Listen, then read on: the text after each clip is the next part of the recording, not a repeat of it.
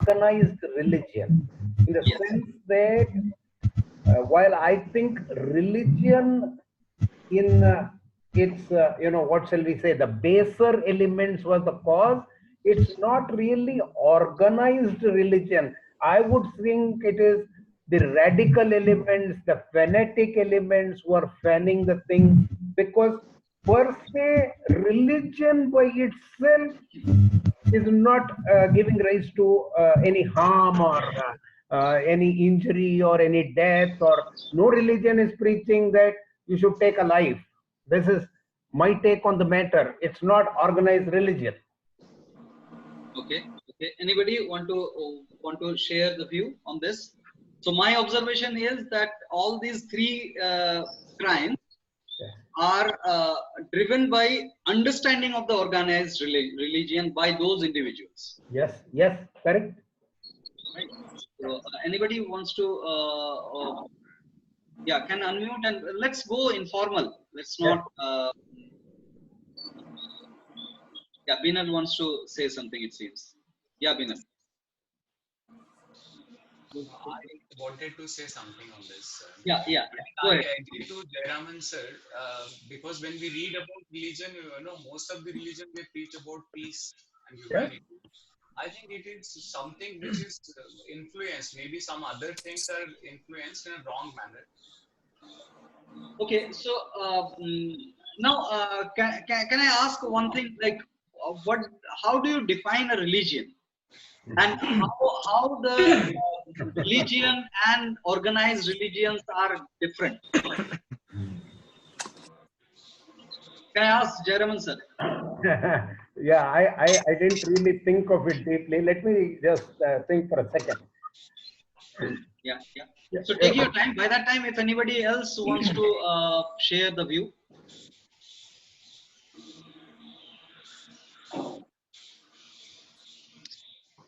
Okay, I would like to try. Yeah, Harpreet. So I feel religion is over the years, every religion tells you a way of life to lead. So when we are born in particular religion, or when we switch over to a particular religion, we just want to know how to lead our life, and take different decisions, or take different understanding of the things probably.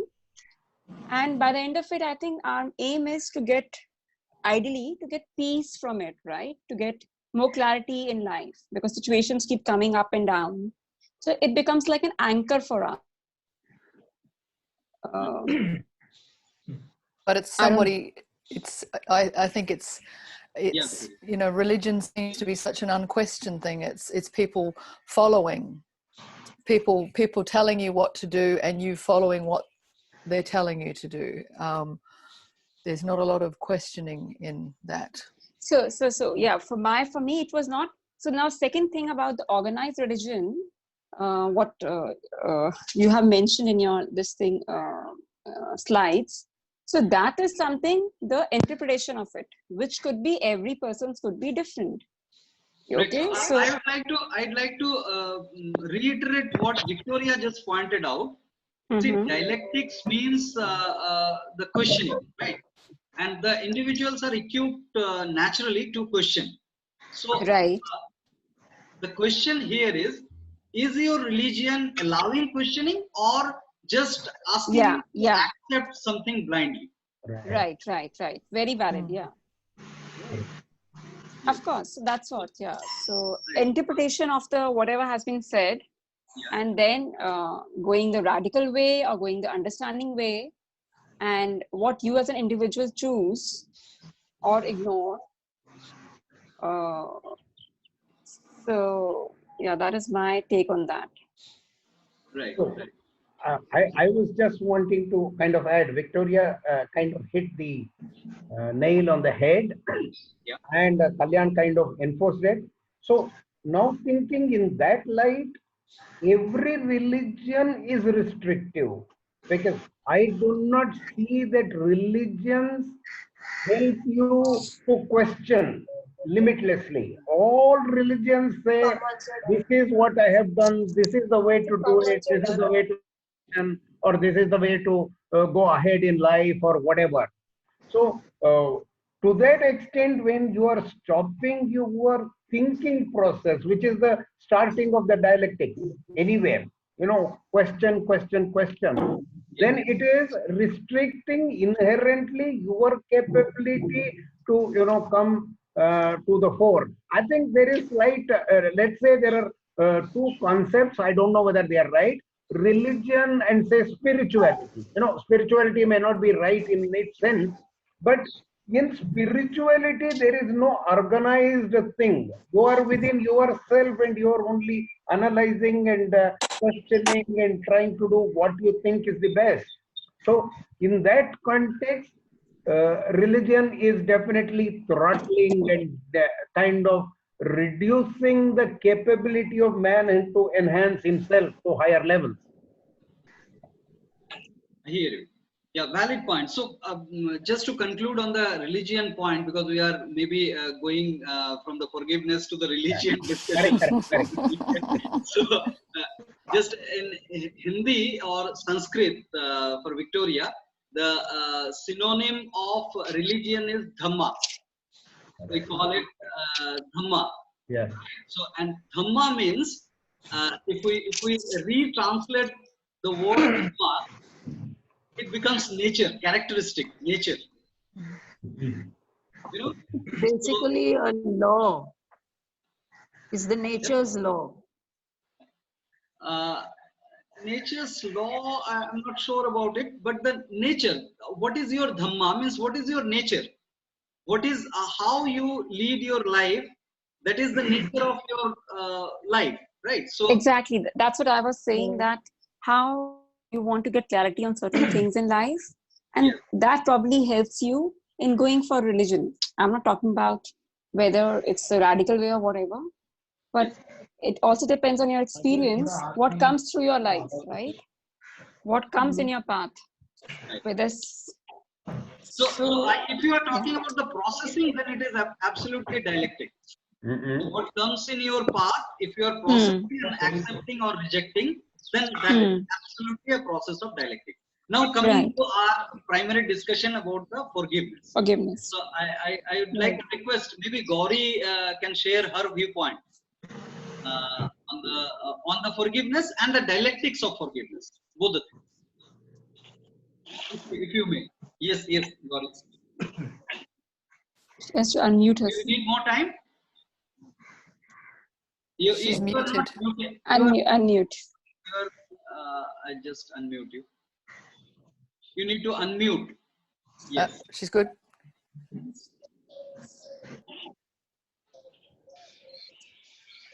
No, we are not able to hear. Anyway. So, Binal, you were saying something? I saw you unmuting at that time. Yeah, Kedar. Again, they need to unmute. Yeah, I think they need to from their side. So you have to unmute. On your computer screens, unmute yourself. No, just it just happened by mistake, but we're all ears to what you guys are. Okay. So, Kedar, I'd like to hear from you about the forgiveness and the dialectics of forgiveness. Okay, the conflicts which I was facing were not so grave as shown in the movie. Nonetheless, there were conflicts. So I started understanding as to what the conflict is first.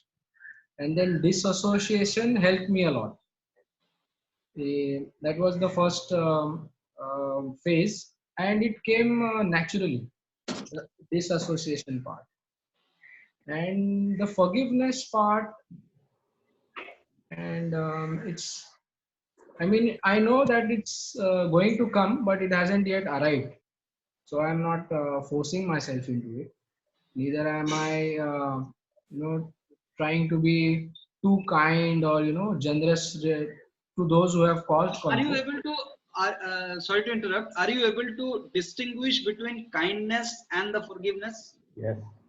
Yes. Yes. Kindness and forgiveness, they are two distinct things I can clearly identify. kindness is completely external driven. Unless it is asked, we cannot show our kindness. I cannot show. Yeah, so that's where the another conflict came. Right. That, well, I have forgiven them, but they are still not changing their patterns of, causing harm in whatever way they are doing. So even after my forgiveness, those individuals haven't changed. They are still inflicting what they are doing. No, but the forgiveness is not aiming to change somebody else. Yeah, I Forgiveness understand. is to bring a change within. Yes, yes, So absolutely. forgiving them is a wrong attachment of the words. It seems forgiving, fine. Forgiving them means who are we to forgive them? Right. Forgive means excuse them for their deeds, right? If So can I? confused Okay. that forgiving means we are excusing that individual for their deeds. It is not. We cannot do that. Yes, Harpreet, you're saying something. So what Mr. Beener is saying here, that so he has in a way tried to understand maybe their point of view or whoever is doing it, but I think the pattern is still repeating. So I think that is being hurtful, because after forgiving them also, but I think now at the junction where I'm also, if somebody is repeatedly doing the same thing, but because till now I think I haven't even told them, others have tried to tell them that this thing is not acceptable, but I haven't intervened so far. But now I think I need to intervene and tell them that, guys, this thing is not acceptable, and not in a any rash manner or this thing, but to put it across to them, and then finally taking a call that if they still go on repeating the same act, that sorry guys, now I will not associate with you. Everything, why I'm saying, because then now they've taken my association for granted at times. Now I'm feeling, My question is, in these kind of cases, do right. you think needed to be verbal about this aspect? Exactly. So till now I've never been verbal. Now I need to be verbal instead of reaching a point where, no, let me just finish. I don't want to reach a point wherein I just lose my control and then only anger comes out and nothing makes sense. Because right now I'm to be wanting to at least portray it verbally and calmly. May I add something, Kalyan, here? Yes, sir. See, I think, we are on the forgiveness and kindness issue, but the basics of our coming together in this, nature cure issue is to go in a dialectical way about everything, not experiential, like you mentioned in the first slide, which is think, feel, act, not feel comes before think. So every time somebody is continuing to do something, you are not allowing the thinking faculty to take primacy over the feeling faculty, because we've got the initial hurt from earlier experiences which are still right in our mind. So we all have to be working on it. I kind of theorize it, but I don't know whether in practice I'm able to do it. Like, we have the dissociation is very important to get it from conflict situation to a congruent situation. Then our thinking becomes a little more rational. But unless we think every time, because external factors are never in our control, what somebody else will say, what somebody else will do, what something will happen outside of me is not in my control. But what can happen within me, which is thinking or feeling, is only within my control, and that is the only thing I can do. So we all need to strengthen that. I don't know how to do that. That's why I keep on coming back to Kalyan and Victoria and kind of strengthen the mechanism of thinking. Yeah. So, Mr. Jairam, I am understanding what you're saying. Yes. That we need to think and feel and And I Then- think many of us, Yeah. at least for me, I can say that I've been just only thinking and feeling. I've not acted only on anything, you know. I've not even conveyed to them. I feel that way. Somewhere I need to now do that action. Enough of thinking and feeling since so long. I have to somewhere convey also, right? So Harpreet, So, And so here what I understand that think, feel, and then act is that disassociation. Now, okay. now Okay. the conveying thing, you are emphasizing on the conveying thing. Let that becomes a byproduct. Okay. That don't become kind of objective here. That's my Okay. understanding. You may Okay. defy it or. so Kalyan, if I understand you right, the act is changing the thing from conflict into congruence. Am I Yes. right? Yes. So that Through the maybe disassociation. Through disassociation. through dissociation, yes, correct. So you distance yourself and then you can see it in a different perspective. Yeah. Yes, Gauri, I saw your raised hand. If you can please unmute. Yeah. Please.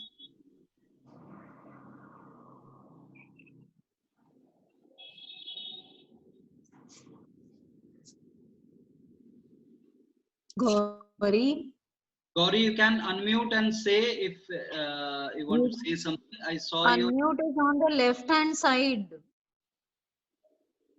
Oh, It says the host has muted you. Okay, Yeah, now but you can unmute yourself.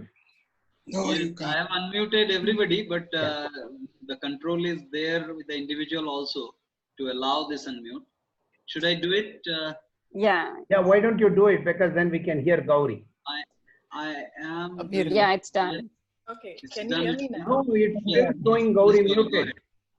Yes, all right. Okay, sorry, I had something to share when we were sharing about religion, so I'll start from that and then I'll come to this forgiveness thing. I feel like religion, like for me, it made my mind very dull, you know. For example, there's so much information. It's like your whole table is set without even feeling hunger, you know, without even wanting to know something or understand something. There's so much information already being provided, you know. So that in context to Nature Cure. And also like about the conflict it gives birth to, for example, how I really am versus how I should be, you know, is always presented. And I have never seen these things in me, like what's actually talked about in religion. You know, I've seen violence, you know, I've seen violence, hatred, comparison, judgment, everything that religion says you shouldn't be, you know, is what I've really seen myself to be. So it really uh, there's a lot of prejudgment, you know, and there's a lot of conflict. That this is what I wanted to share about. So it's also like a distraction, you know, from myself. It's like words for me. And for forgiveness, I wrote that when you were sharing the presentation that I also wanted to forgive someone, like in my life. Yes. And it was like a trick that my mind was playing, you know, for peace, you know. I felt that maybe I can trick myself into peace, you know. I knew that forgiveness is good and brings you peace, you know. So I was trying to like bring it a little mechanically, you know, initially.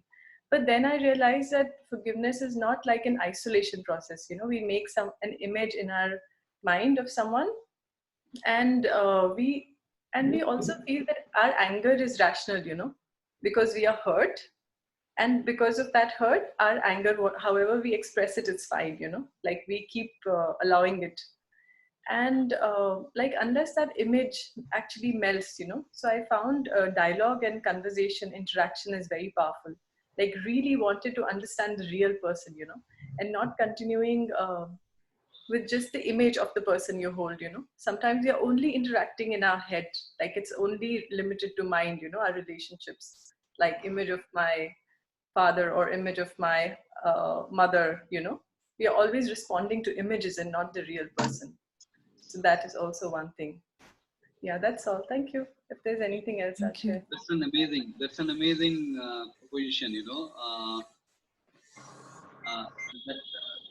See, on the aspect of mind, maybe we can have another conversation in coming days.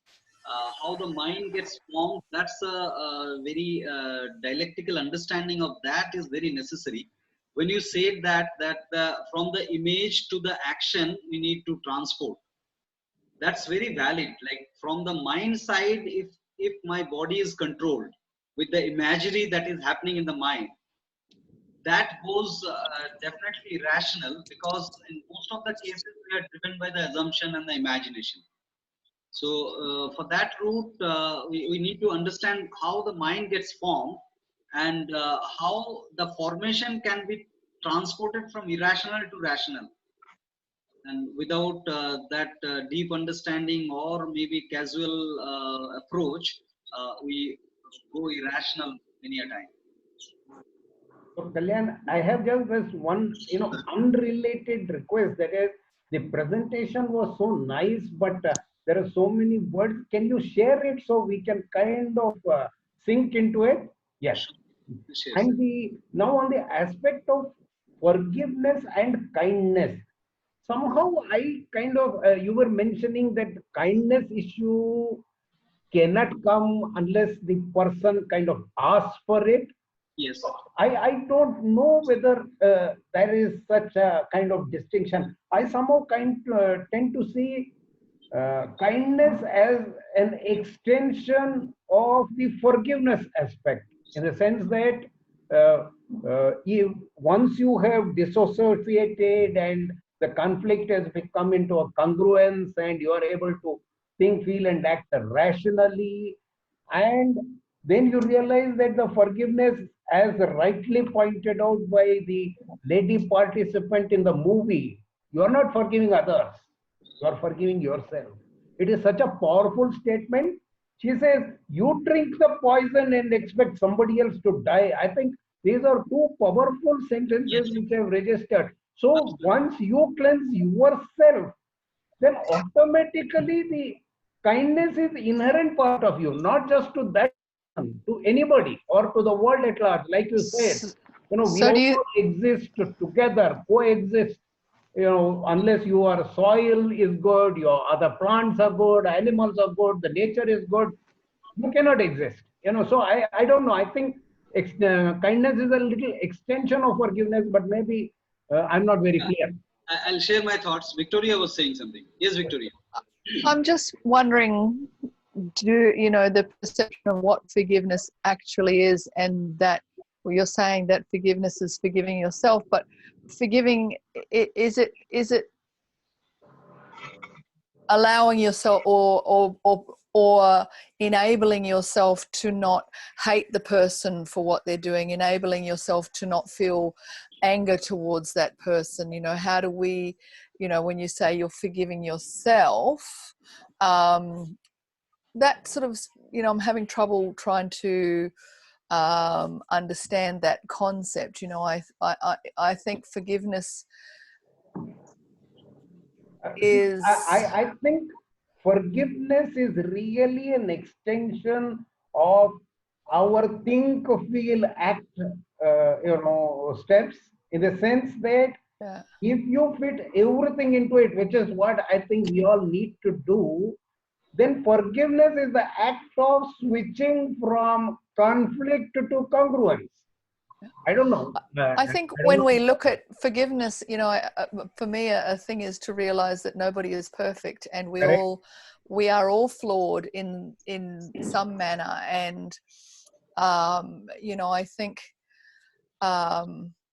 I really liked the first example in the movie, the gentleman who was the Sikh. He was very young, he was very passionate, he saw bad things happening to his community, and so it was really a crime of exactly, they acted before they thought, and whereas because he was so young, and now as a mature man who paid for the crime, he lost all those years in his life, and so to forgive him, the daughter of the Chuk people who were, when she saw that, what he had been through as a result of his actions, that was punishment enough. And so she was able to, say, you don't have to pay for this anymore. you know, I don't want to feel this anger towards you anymore. I want to forgive you and lighten the burden on herself. I mean, you know, she said when, you know, to the judge, you know, don't let them, you know, put him back in prison, and not only that, hang him, you know, like, you know, that was her emotions before she actually met this person and looked at it. I think for being able to forgive is being able to look at the situation, you know, put yourself in somebody else's shoes, I suppose, see where they're coming from, because we all come at every situation from our own knowledge, from our own experience. Mm-hmm. Right. What do you think, Kalya? Add to that. I don't think that's dialectic. No? No. Okay. Because, I've blown it. yeah. So because, why? Because this is merely a way to justify the deeds. You are, the method that you propose, it is justifying, it's a process of justifying that particular act of crime, or whatever you call, act of evil. If you Absolutely, it's an act of evil, and it's a wrong act, and it should never have happened. Right. So, and yes. So when you say that everybody does wrong deeds in their lives, so forgiveness should be extended, kind of things. So that's a way of looking at a particular deed and justifying it. It could be a normal thing, and let's accept it in our life. What I am proposing, and what the dialectical root of analyzing the thing is, that process of disassociating. The moment you see a deed happening which is not relatable, somebody is raping somebody, Absolutely. you saw it and you are not able to relate, that moment you need to detach that. Absolutely.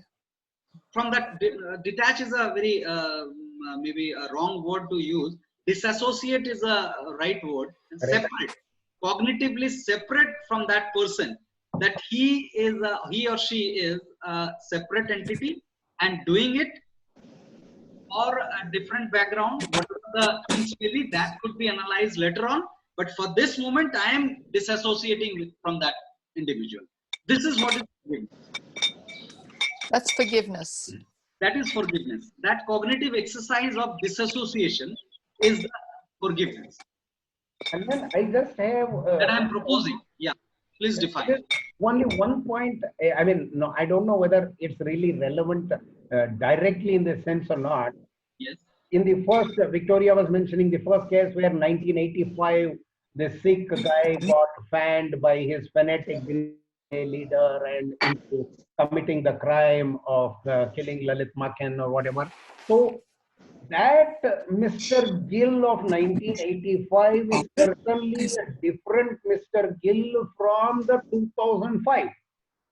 So, I mean, you're coming to the kindness again. Coming to the kindness. When we analyze that person, yes. when we analyze the deeds of that person, yes. it is kindness. Yes. I didn't hear your last sentence. Did I overlap somebody's comment? Yeah, something like that. I didn't hear your last sentence. Yeah, Victoria, you want to say something? No, I'm listening. Okay. So when we are analyzing that individual, yes. that individual has changed over the years. Yes. That act was because of this background. Yes. These all things are act of kindness. Okay. The forgiveness is absolutely that disassociation from that individual and relieve yourself. That's it. Okay. Relieve yourself from that aspect of witnessing that crime or that evil. That process of disassociation is absolutely individual, self-directed. Now, coming to the kindness, and what Jaraman sir was saying, that kindness may not be sought after. Yeah. It could be just offered. Yes. I have a problem in understanding this because because the kindness means you are trying to help that individual. Yes. Yes. Right? Now, the helping cannot be helpful if it is not seeked, if it is not sought after. Yes, absolutely. Otherwise there will be a lot of conflict in the process. First, And that, energy wasted. yeah, energy is wasted from the helper side, and Absolutely. the individual who is being helped will not be identifying the help unless it is sought after. Yeah, Meenu wants to come in. Yeah, Meenu. I have a question. Yes. The question is, does forgiveness also depend on whether it is asked for? Forgiveness?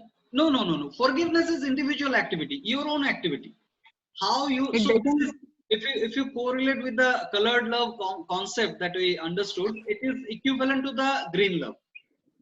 It is equivalent Yes. to the green love. That I accept your existence, your rights to existence. That doesn't mean that I have to associate with you.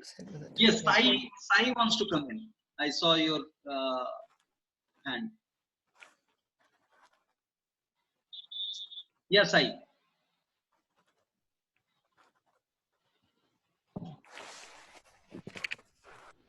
Sai, are you listening? You can unmute. She's not able to unmute, sir. Can you do that? Yeah, I'm trying to unmute. Kalyan, I'm going to have to say goodbye to everybody. Thank you for this conversation today. I have to go pick my children up from school. Recording for the further conversation will be available. Thank you, Jayaraman. Bye. Bye, Bye-bye, Victoria. bye-bye, everybody. Bye-bye. Thanks for joining. Yes. Okay. Been a pleasure. Bye-bye. Yeah. So, Yeah, hi, he is Kalyan, unmuted. Sai here. Yes, Sai is. Yeah. So, my question is, if kindness is asked by the other person, still, if I don't show the kindness, okay. For example, in my mind, suppose this thought is there that once bitten, twice shy. What if the same thing is repeated? No, come again. I missed the first sentence. Come again. Once bitten. Yeah. So what I wanted to ask is, I understood the difference between forgiveness and kindness. And kindness should be, it is, we can show kindness only if it is sought for. But even if someone is asking for the kindness, if I don't show the kindness, I have forgiven that person. But the act of kindness is not coming.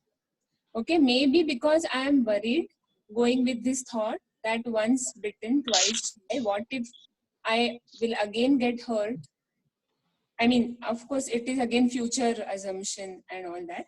But if we don't show the kindness when it is sought for, then what happens? Is it working against our... Yes. Kalyan, before you answer, I just want to add one sentence and you can answer, which is, if we forgive, we say we forgive, then if you are fully forgiven, the conflict has come into congruence, and then the thought that what if this recurs, there should be no base, is what I'm thinking. Kalyan, whatever your view. No, last sentence, please come again, sir. If we are fully forgiven, then there should be no base for the thought, what if this happens again? Which is what Sai was mentioning about, if we want to be kind, then what is holding us back is the thought, what if, once bitten, twice shy, that kind of thing. So that the base itself is gone if you are fully forgiven, is what I'm thinking.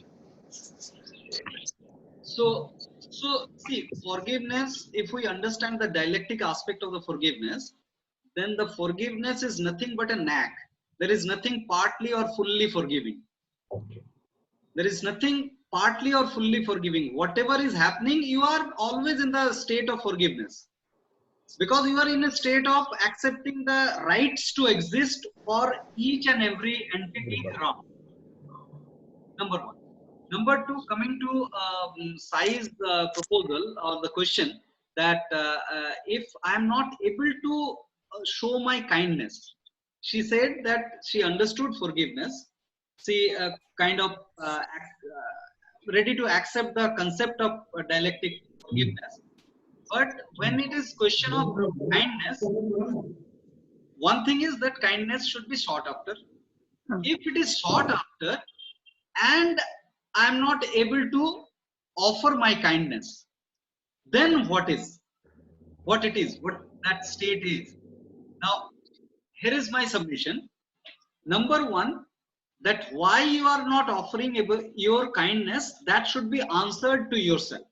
You may have your priorities of the life, because helping is not an imposition. Helping others is not an imposition, it is a choice of yours. Right. Now, if you have other priorities and clear-cut dialectics of choosing those priorities to yourself, then it's absolutely fine. But if there is a pinch of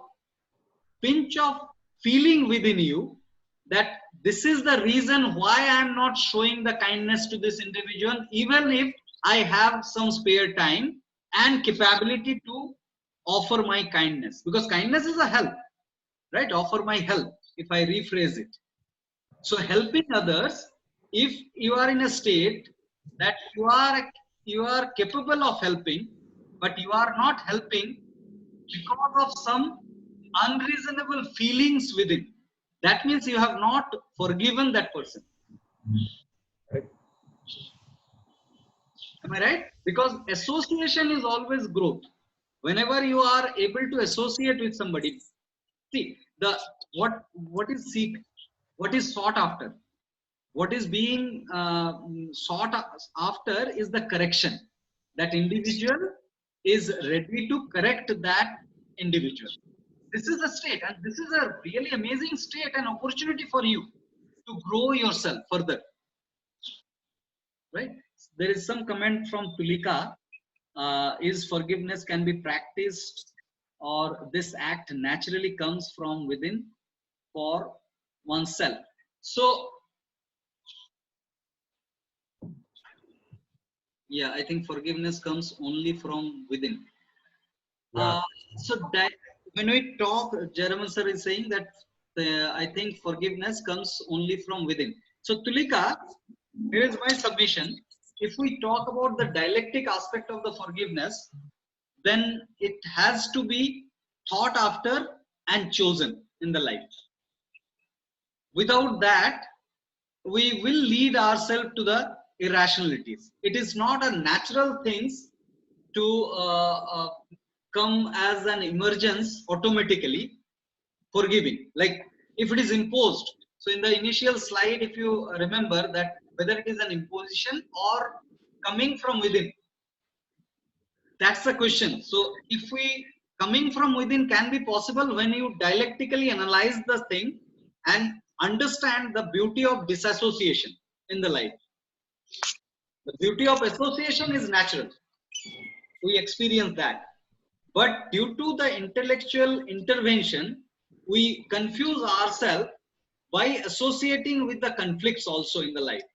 So here, to realize the beauty of the forgiveness, we need to understand the beauty of disassociation. That we need to consciously disassociate. Yes, there is a comment from Harpreet. Yes, I read about forgiveness. After that, only my thought process changed and moved towards forgiveness. So that means there is a dialectical process, what Harpreet is mentioning. You know, it cannot be imposed upon just forgive without understanding you are just forgiving. That's not possible. That's just faking or acting. So what actually bothered me in that movie, when that lady, I think that Mumbai attack, that Yeah. lady, she was crying a lot, uncontrollably in her car in the last sequence of the movie. Yes. So that means the forgiveness has not relieved her. So it's a kind of imposed forgiveness that I somewhat sensed in that particular sequence. You may all differ. Yeah. No, I kind of quite agree, Kalyan, because Yeah. Can you that is adjust the your reason. camera, sir? Jaraman, sir, can you Yeah, adjust sorry, your? sorry. Correct. See, I kind of quite agree with you because the reason is, what you are saying is strengthened by the fact that she keeps coming back to India every year because Yes. she is not able to solve the problem. So she is trying to do acts which will help her to get over what is still in her mind and she is unable to get out, I think. And in the nature cure term, it is nothing but suppression. Right. Yeah. Yeah, Minu, your raise hand. I see your raise hand. Yes, I want to say that when the question of forgiveness comes, Yes. that means somewhere we have already gone irrational, right? Because forgiveness, Yes. the question will not come unless So there is irrationality.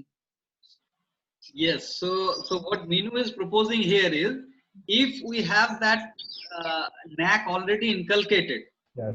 that we are in a state of acceptance, whatever is happening, that doesn't bother my existence, then there is no extra effort to be taken up for the forgiveness, for so-called forgiveness. I absolutely agree with this. I agree. So if the think, feel, act is so strongly fitted within you that nothing is a conflict state, everything is a congruent state because you are able to see through everything so clearly, then that is the stage we are all striving for, I guess. Yeah, I hear you. So, anybody, anything want to add? Manish joined late. I was into the Hi, Manish. presentation. I didn't see your this thing. We were waiting in the waiting room. Hi, Manish. Nice to see How are you. you doing, Manish? You can unmute yourself. Hello, everybody. Yeah. Hi. Great to see you. Yeah, same here. Kalyan, I had a point on kindness. Yes. Let's take a situation here. I am aware that at a certain place, people are stranded and they are hungry. So I gather my resources, I go to the roadside, set up a stall and provide food to the, let's say, people who are stranded there. Now, they have not asked me for help, but isn't that a way of kindness that I go ahead and use my resources to help out people whom I know they are in trouble? So that is part on kindness. No, there is. How do you come to know that they need help? Through the media, probably. Right. So that means they are seeking the help for sure. There is no doubt at all. It is not that they know you and they are seeking. They are seeking in general. You know, the other day I was in the market, and here market opens for 2 hours. That too not every day in this lockdown period. So we were actually surrounded by a few people, those who were seeking food. They were not seeking money, and they are not conventional beggars. They are daily wagers, and they were just saying that we are jobless. We don't have food. Just buy us some atta, buy us some wheat. So these are absolutely clearly they are seeking help. And if we are in a state of extending our help, why not? And on the level of forgiveness, let's take the example of Gandhiji being slapped on the right cheek, where he is offering his left. Now, hypothetically, if at all that person did hit him back, then would he have the incentive to forgive him again and again? Now, we all know that forgiveness here means without accepting any incentive, without expecting any change. But if that happens, then I think the experiential level will be a disincentive in forgiving him in the future. I think that is where we need to come over experiential level and reinforce the think, feel, act. The think, feel, act. Suppose it happens 100 times. Every time you have to think, feel, act. And I think in thinking process, you will kind of realize, if you are thinking rationally, that that is something which is not going to help you not to forgive. I don't know. Yeah, so here on the example of offering the other cheek for slapping, actually has got allegorical different layers of proposal. It actually showcases that you have disassociated from this criminal act of slapping, so-called. If we just replace that slapping by any kind of criminal act, when that individual will realize that it is not affecting that individual, Yes. that time the next repetition will be also changing. That is what is being proposed here. It is not literally offering another cheek to the other person or slapping. It is just showing the disassociation from that act, that act is not disturbing my state of being in any way. Yes. Yes. That's what I understand. How do we strengthen the conviction here?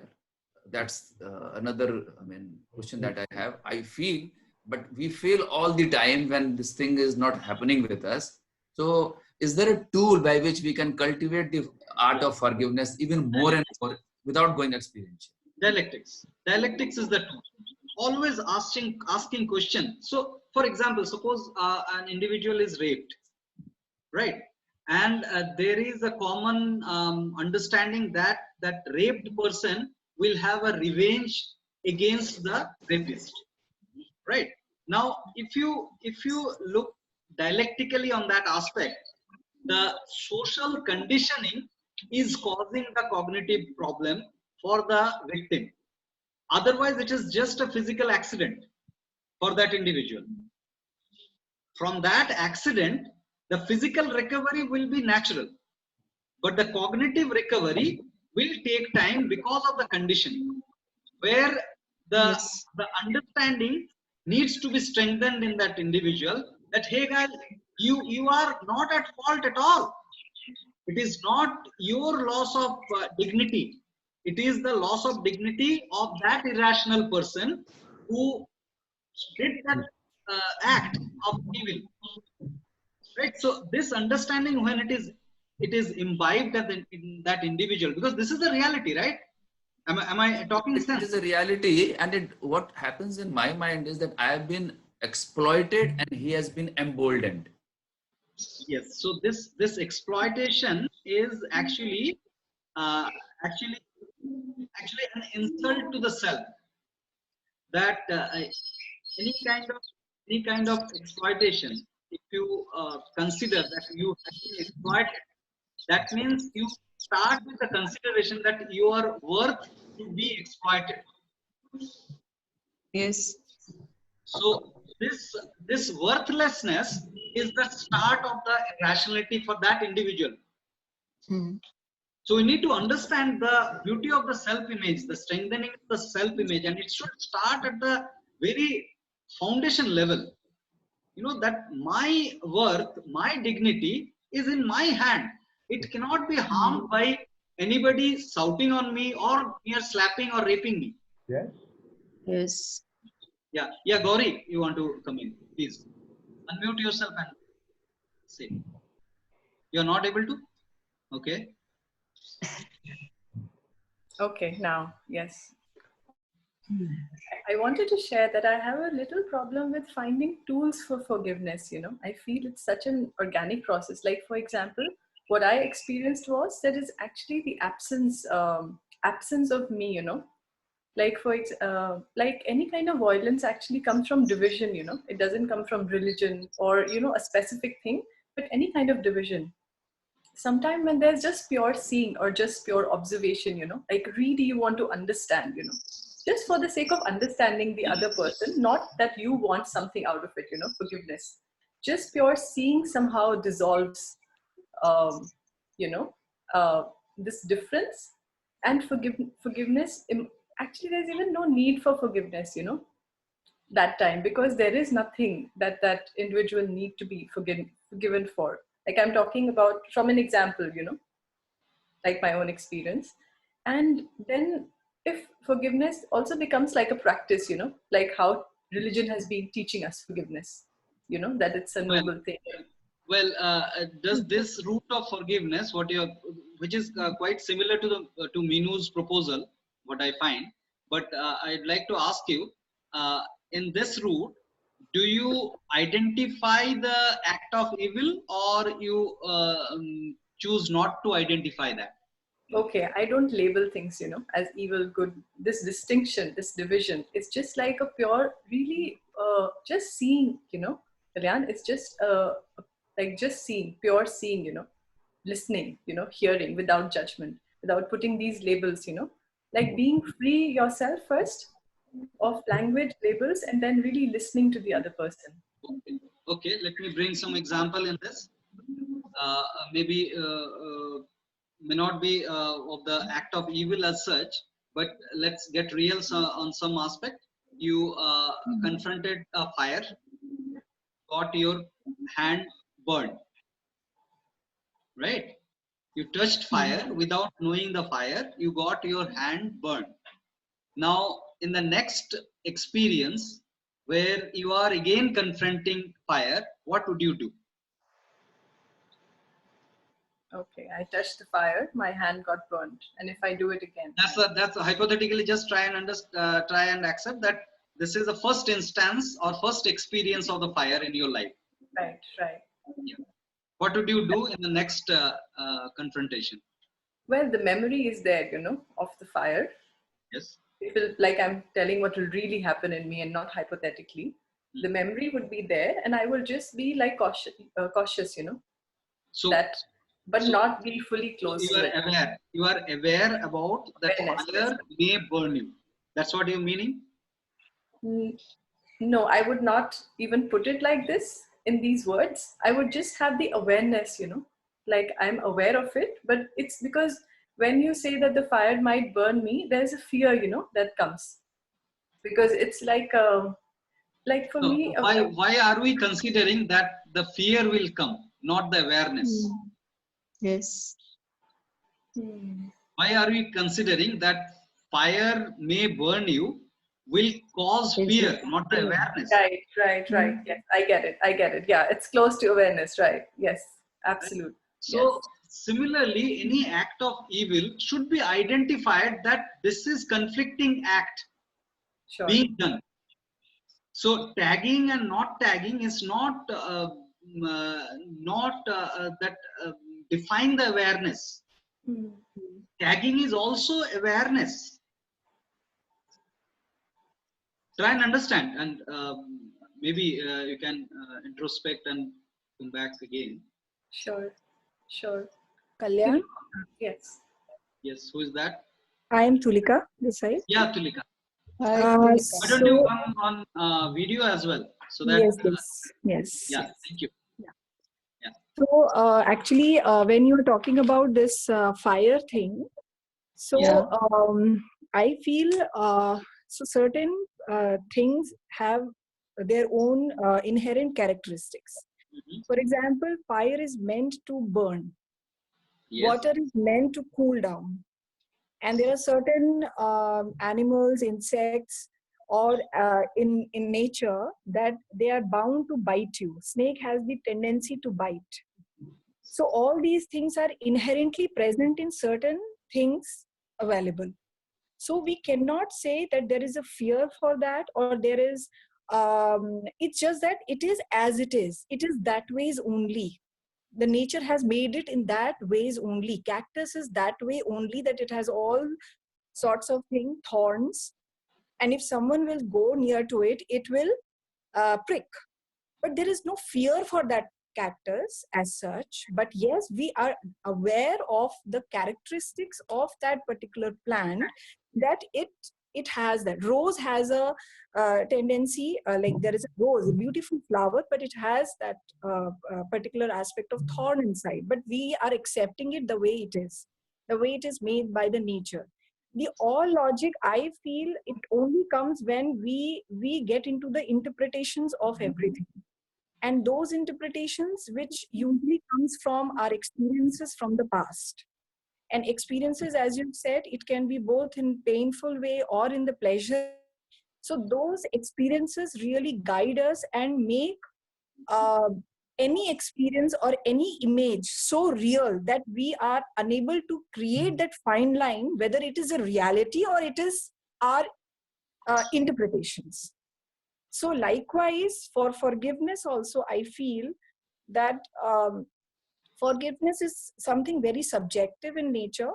So it differs from individual to individual, and it can only be dialectically for all like accepted if it has if it is universal in sense that everybody is accepting as it is. Yes, there is no right or wrong there. When we say I am forgiving you, that means I am making the other person wrong and I'm making myself correct. So that particular thing I am considering not to be dialectical, because in nature we have things which are as it is, nothing right or wrong over there. It is the way it is. So in another aspect, like religion, I would say religion was made to guide people, to make it look like a rational thing. But because now everybody stopped questioning it, stopped identifying it, ki this is and identifying it as a, so they always are following it as a norm. This is how it should be. So when we say how it should be, that means there is some biasness which are there in one's own mind. So that is how this religion differs, and they are not coming to one point. All religions are coming at a different levels, and they're not coming to one point. And therefore, I feel it is not rational for me, religion. And it can become religion when the outcomes, what these religions are, religious or religion is thinking, is universal, is something similar, the outcomes. And I think the spirit behind all the religion was assumed to be that only, but it was never practiced.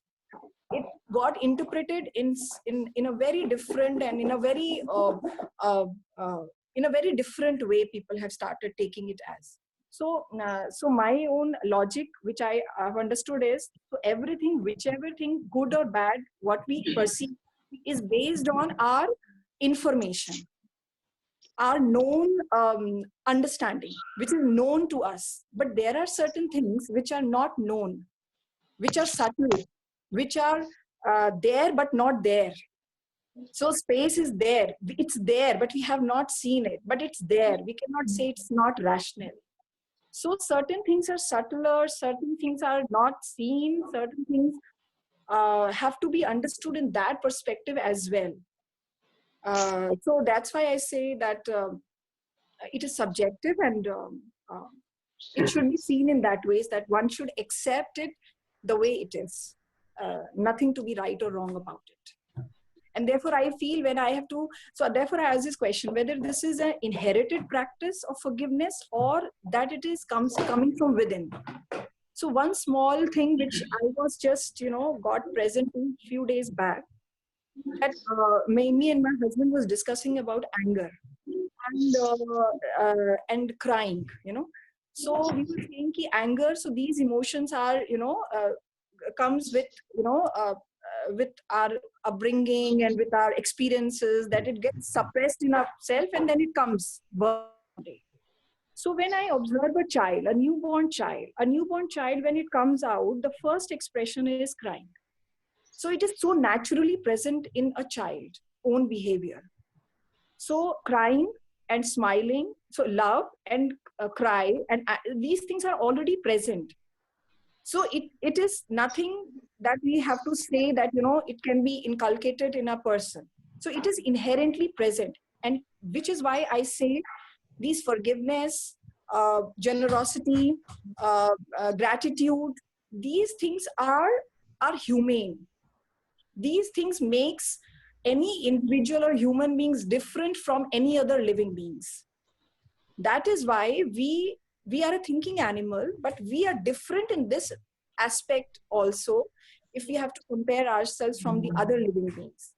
So for me, it is a very rational concept, forgiveness, but the only point is that the way to go to achieve these forgiveness are different. Like, there are approaches one can follow, there are different ways one can follow, through spiritual, through religious, through whichever way one wants to follow, and that is where the choice comes. What choice that That we is make. obvious. That is obvious. But the point here is, which is the dialectic route? So that is what depends on the level of the individual's journey in that particular path. So what is the meaning of dialectics? So dialectic is rationality and logic, on the logic that if it fits in. It's a thinking first approach, right? Pardon? It's a thinking first approach. Correct. Think, act, feel, act. Dialectic is a thinking first approach. Thinking approach, yes. Thinking first approach. So first thinking, then the rest of the things follow, feel, act. Yes, true. So when you say that one may opt forgiveness through any kind of route, so we need to specify, if it is dialectic, then what is that specific route? If I am asking you to forgive, and without understanding it, if you start forgiving, the basis of forgiveness.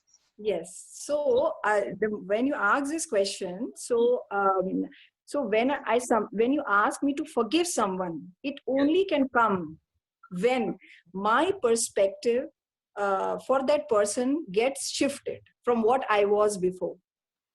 So if I have a perspective about that person as an evil person, or a person who is not good for me, or who has hurt me, only when this perspective or this perception changes or shifts, I don't say changes, I would say shift.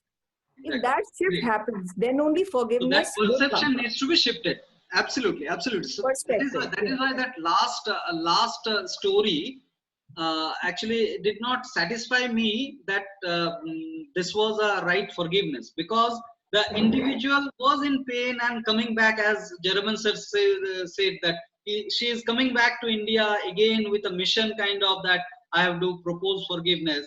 That means she has not forgiven. So I have not watched that movie, Kalyan, so I don't know. So but that's why I was not participating earlier, because I have not watched that movie.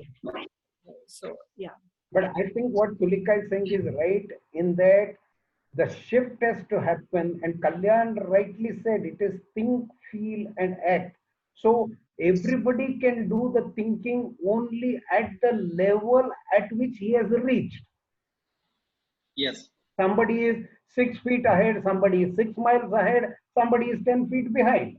So only from the seat at which you are, your thinking capability, your feeling capability, and your acting capability. So if Kalyan is 6 miles ahead, he is acting, the result of his thinking, feeling is different from my acting, which is the result of my thinking, feeling.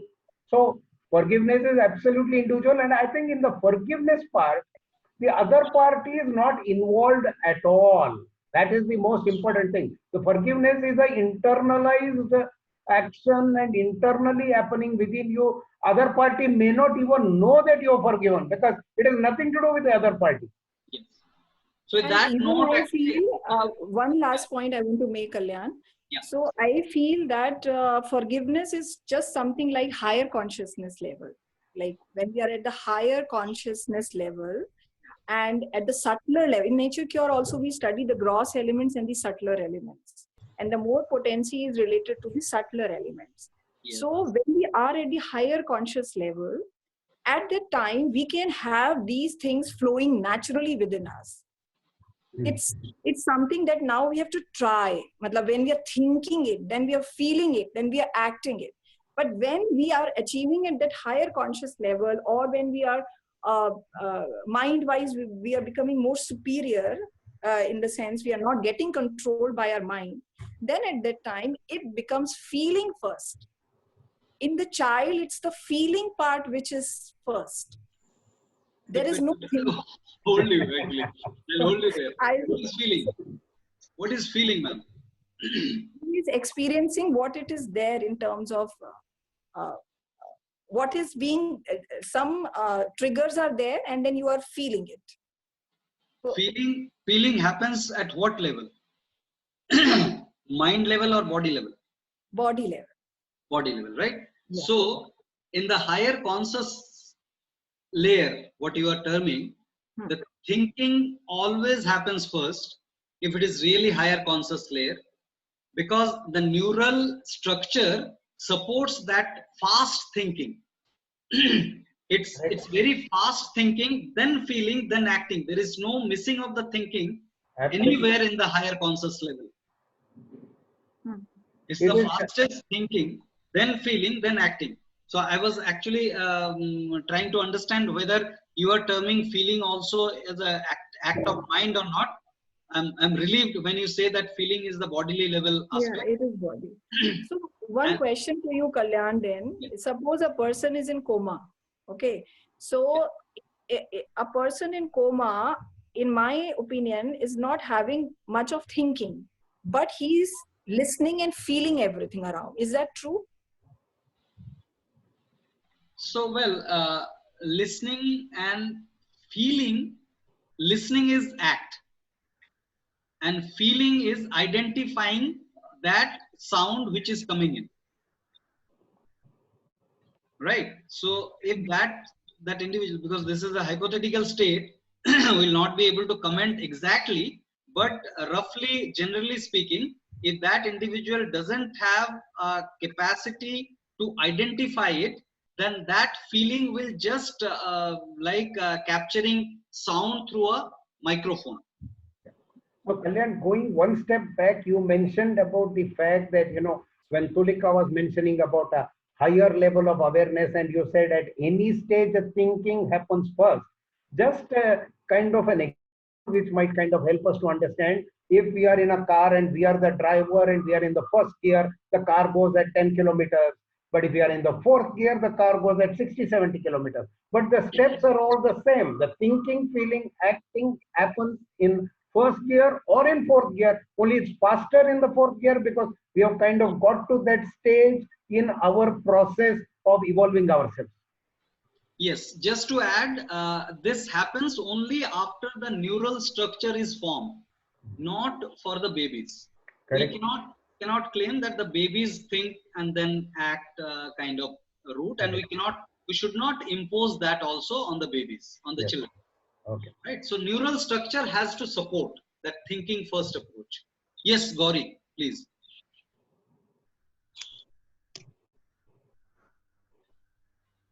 I think she is not able to unmute herself. Yeah, okay, now, yes. Yeah.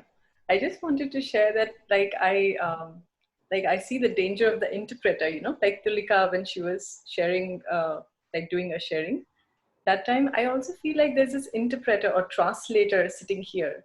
Like, for example, somebody tells me that I will not give you this, and I interpret it as this person doesn't love me. Translation itself means that there are two languages involved, that something is being translated, there is a gap. And also, like when I was saying seeing, it meant that seeing things as they are, seeing without the interpreter, without the translator, really listening to the other person, with whom you're trying to forgive or you want to forgive, or someone who has hurt you. And also something I wanted to share about healing. For example, in the movie, like the first person, the Sardarji, when he actually goes and kill this person, this politician, he's actually seeking some sort of healing, He's seeking healing, like he's hurt because of something, and he's seeking healing in a very violent way, probably because he's listening to the interpreter, or the translator. There could also be a situation where he's actually going and talking with this politician.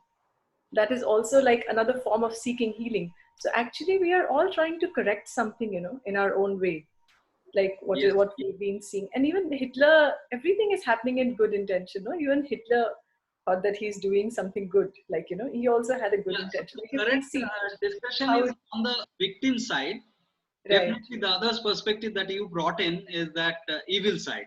Those who does an act of evil, what is the psychological repercussion that they undergo?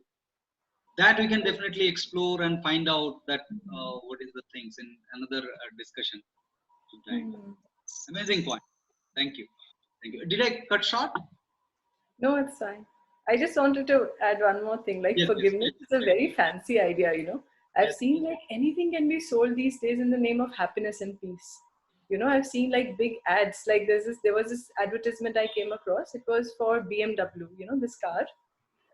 And it was written so big in font, like you could see this building from really far, and it just said BMW is joy.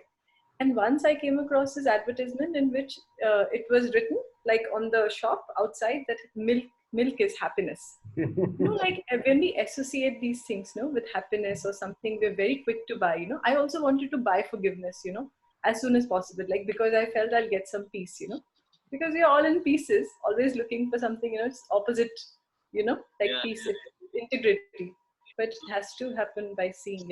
That is the aspect, you know, the dialectic, the beauty of the dialectics, you know, understanding that the experience can go wrong, experience can mislead us, is the crux of the dialectics. Because experiential learning is definitely an awesome way, it's a lifelong journey. But when we understand this, the example of the advertisement of happiness, this is that time we need to bring in the dialectic aspect, that we have to question the experience.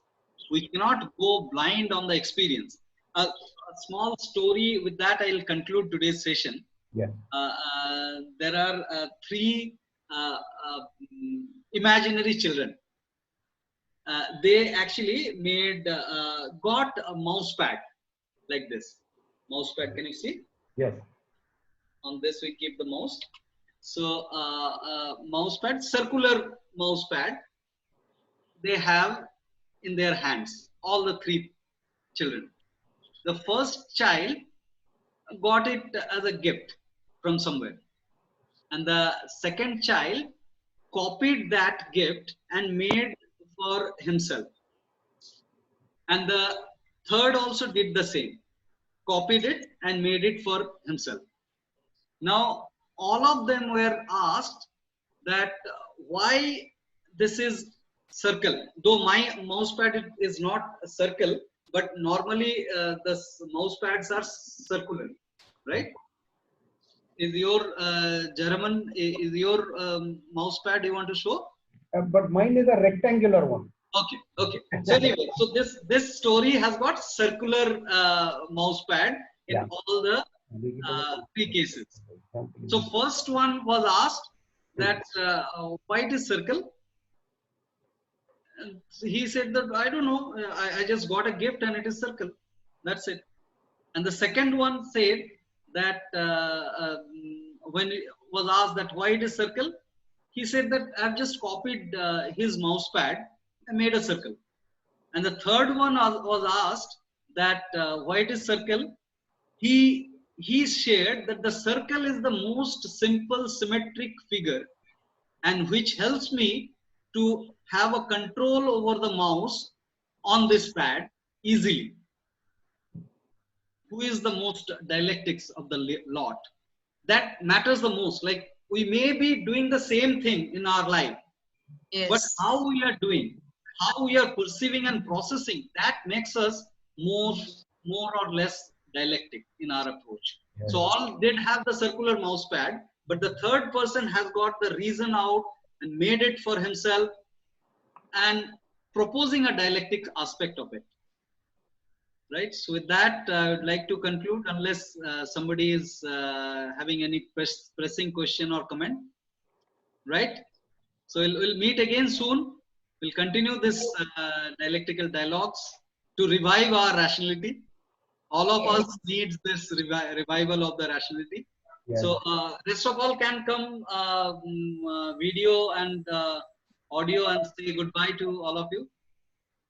Yeah, only if you will share the PPT, it will be lovely. Yeah. We'll be sharing the PPT and the recordings also. I'll just check the recordings if it is shareable. Yes. Sir, can you please take a group photo if you are on your... Yeah. So coming, Tulika, Harpreet, Take a group photo. Yeah, we can do a group photo also. We can do a print screen.